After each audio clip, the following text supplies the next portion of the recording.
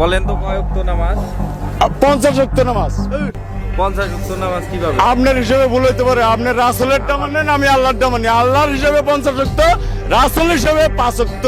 তাই আপনি 5 ওয়াক্তের খবর জানেন, 50 ওয়াক্তের খবর কইতে পারবেন না। আপনি আমারে কি জিজ্ঞাসা করবেন? ঠিক আছে, 5 আমি তো জানি না, আমাকে জানাইতে লাগবে। আমি নিজেই জানি না, আমি সাধনায় আছি, অর্থাৎ শিখতেছি, কিন্তু আমি জানি 50 ওয়াক্ত। আমি চেষ্টায় আছি। ওই রে, বাধা দিবে না কেউ। বলেন আপনি। আমি বলার কিছুই নাই, আমি সাধনায় আছি, অর্থাৎ কই থেকে আসছেন? শিক্ষার তালে আছি। কই থেকে আসছেন?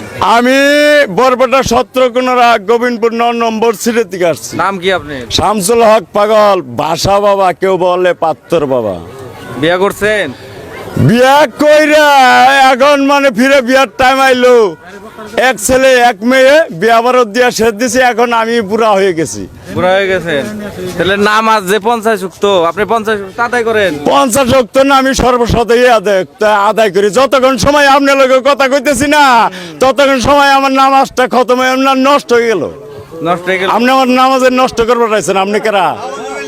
আমি আপনার লগে কথা বলতে আসছি। তাহলে আমরা একটা কামে ব্যস্ত আছি, অল্প পরে কথা বলবো।